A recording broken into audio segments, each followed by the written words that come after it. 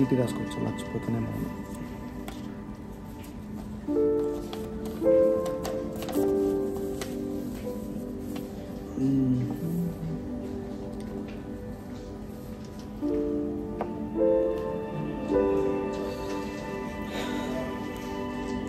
Start చేద్దామా?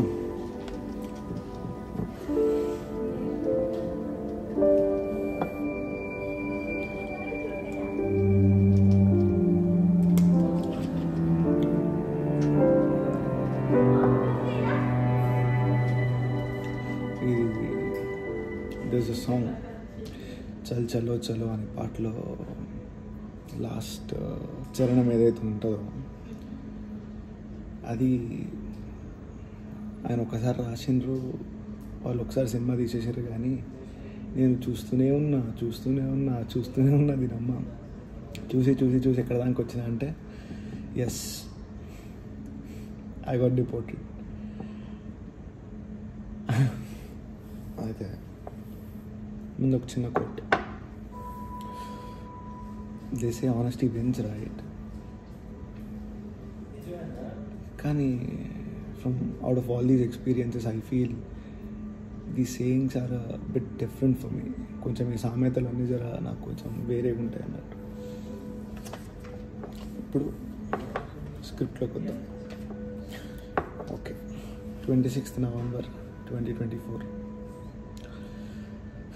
Abu Dhabi అంతా తిరిగి ట్రాన్సిట్ వీసా తీసుకొని ఎతిహాడ్ ఈ బిజినెస్ క్లాస్లో పోతున్నా కాబట్టి లాంజ్ యాక్సెస్ ఉంటుంది. అట్లా తిరిగేసి చక్కగా ప్రిపేర్ అయిపోయి వెళ్దాము అని కూర్చున్న టైం. బయటికి వెళ్ళంగానే ఈ ఎతిహాడ్ వాడి బండోడే వచ్చి సార్ వెరీ వనగో అంటే అక్కడ దాకా అంటే నేను దింపుతా అన్నాడు. సరే ఓకే, అక్కడ దాకా అంతా ఇక హీరో లెక్క. అంటే నేను మొన్న వచ్చినప్పుడు జగపతి బాబు గారిని చూసాను, ఆయన ఒక్కళ్ళు ఆ వెహికల్ పైన వస్తే భలే అనిపించింది. ఇప్పుడు నేనుండే అట్లా ఫీల్ క్రేజీ అనుకున్నా. లోపలికి వెళ్ళినాక రచ్చ స్టార్ట్ అయింది.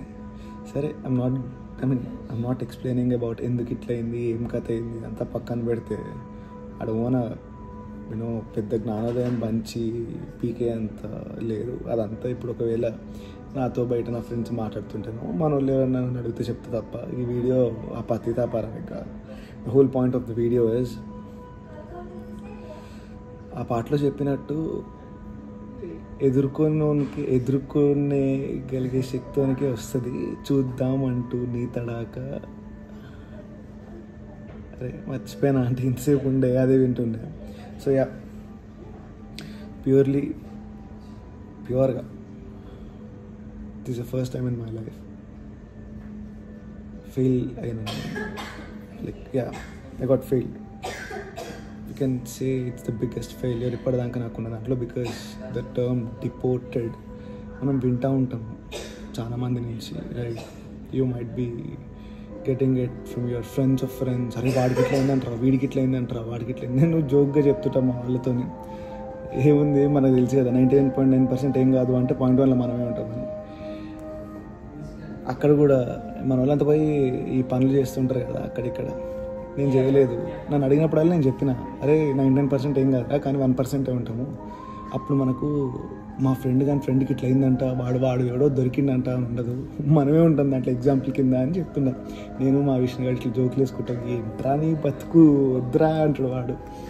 సో అట్లా ఇప్పటి నుంచి వాడి ఫ్రెండ్ రిపోర్ట్ అయిందంట, వాడి ఫ్రెండ్ రిపోర్ట్ అయిందంట, నేనే అయినా. సో ఇది కూడా పర్సనల్గా నాకే జరిగింది. ఇదేమో అట్లా. But as I said, this is the biggest failure, this is the biggest challenge also, right? అంటే 10th క్లాస్ రాస్తేనే 10th క్లాస్ ఫెయిల్ అవ్వగలుగుతావు, ఫస్ట్ క్లాస్ రాస్తే ఫస్ట్ క్లాస్ ఒకటి ఫెయిల్ అవ్వగలుగుతావు. So the higher the exam, the higher the failure is. 10th class fail అయితేనే పెద్ద Lulu అయిపోయి ఇవన్నీ అయితే, ఇంటర్ ఫెయిల్ అయితేనే ఇవన్నీ అయితే నీకు తర్వాత కెరియర్లో ఇబ్బంది ఉంటుంది. ఫస్ట్ క్లాస్ ఫెయిల్ అయితే ఏం కాదు. సో అట్లా this is one of the biggest things, this is one of the biggest failures. ఆ లెక్కను చూసుకోవచ్చు. But okay, I took it normally but mixed thoughts, don't know what or how to feel. Yeah, అంటే లోపల ఒక 5 hours కూర్చున్నా నేను. నాకు అర్థం కాలేదు. అంటే ఫస్ట్లో జర బాధ అయింది, ఎక్కుతుంది, కానీ దాని తర్వాత నంబైపోయాను నేను. నాకు అర్థంగా అంటే పోకపోతే పెద్ద ఏదో అయిపోయి it's not like it's end of the world. పొంగు మస్తు ఎవరికి భయపడేది మనం, కానీ స్టిల్ ఇదే ఎగ్జామ్ అనుకొని వచ్చినాం కదా. సో రిపోర్ట్ ఆన్ స్పాట్ వచ్చేసరికి ఐ కుడెంట్. ఇమిగ్రేషన్ ఆఫీసర్ నా కళ్ళ ముందర చేసి వాడు సీనియర్ అడిగితే రచ్చ జరిగింది 5 hours. వాడు కూడా ఫీల్ అయ్యిండు. Because I was brutally honest తెలుసా. అంటే మన వాళ్ళంతా అట్లీస్ట్ ఏవో చెప్పిపోతుంటారు, అక్కడ పోయి ఏదో పని చేస్తుంటాము. 0% ఇల్లీగల్గా మొత్తం ఆనెస్ట్గా నేను ఏం చేసిన, కంపెనీ పెట్టింది అన్నీ చెప్పిన వానికి. I was literally honest. I was nakedly honest in front of it. ఇదిరా నంగా చెప్తున్నా నీకు అన్నట్టు ఇట్లా జరిగింది. So I don't know what to feel or how to feel. ఇంకా బుర్రలో ఏం తడతలేదు, ఏం వస్తలేదు. నేను చాలా నార్మల్గా ఉన్నా. ఐ మీన్ ఏంది ఇప్పుడు బోర్లు ఏడవాళ్ళ ఏం లేదు, నార్మల్గా ఉన్నా.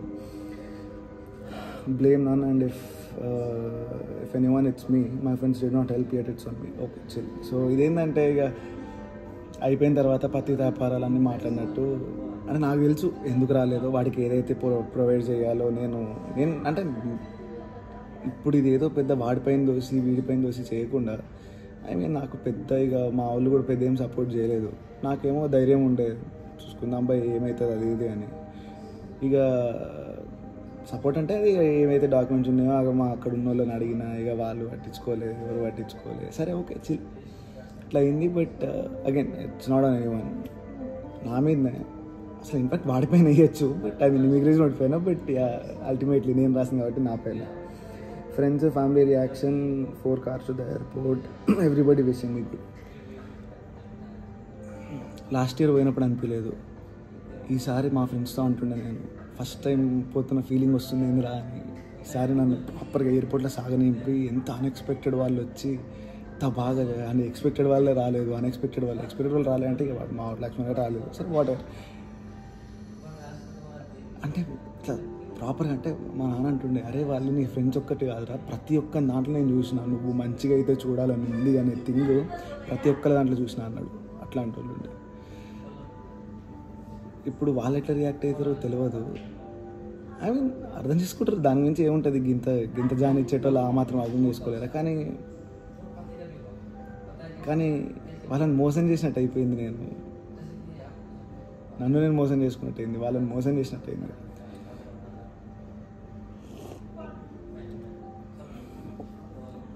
సరే ఇప్పుడు ఆ జోన్లోకి వెళ్ళొద్దు మనం. This not the right zone. ఎక్కడో అబుదాబిలో లాంజ్లో కూర్చొని దాని గురించి ఫీల్ అయ్యేది కాదు. Next career wise I don't know, mix thoughts, let's see. But career wise అంటే ఇక నేనేం చేస్తున్నా ఏంది కథ ఇట్లా పబ్లిక్లో నాకు చెప్పాలని లేదు. ఐ మీన్ యాక్టింగ్ న్యూయార్క్ అన్నీ నడుస్తున్నాయి, కంపెనీ పెట్టింది ఎక్సెట్రా. బట్ పర్టికులర్గా నాకు వెళ్ళాలని లేదు. సో ఇప్పుడు వెనక్కి వెళ్తే పర్క్స్ ఏంటో నాకు తెలుసు, వెళ్ళకపోతే ఏమవుతుండో తెలుసు. సో ఇప్పుడు బేసికలీ అంత న్యూట్రల్ ఉంది, బ్లాంక్ ఉంది, కాబట్టి నాకు ఏం తెలుస్తలేదు.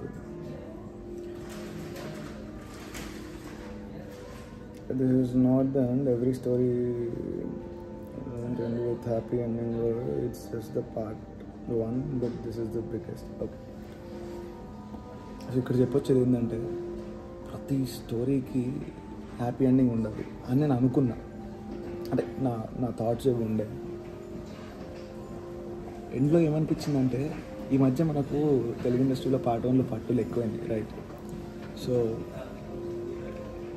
ఈ మధ్య హ్యాపీ ఎండింగ్స్ ఉండలేవు సినిమాలకు. ఏదైనా చూసుకుని ఎందుకు, it's the end of part 1 కాబట్టి పార్ట్ 1 నెవర్ ఎండ్స్ అని హ్యాపీ ఎండింగ్.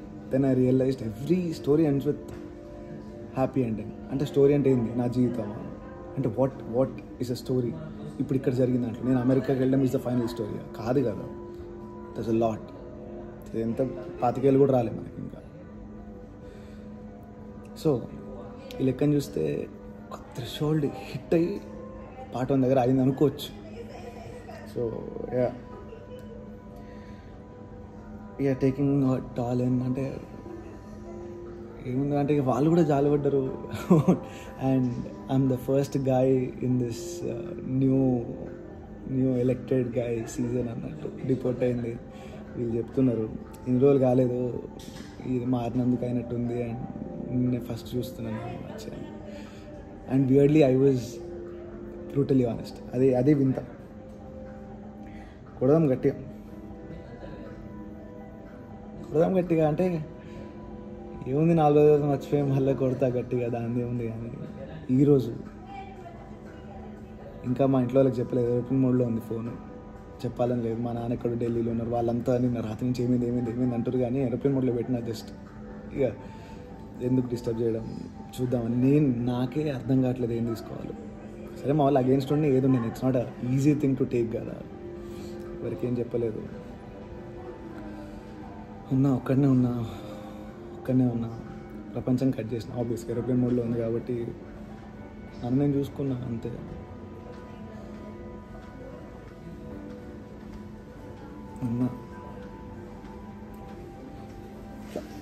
అంటే that is the last point. కొడదాం గట్టిగా అని రాసి.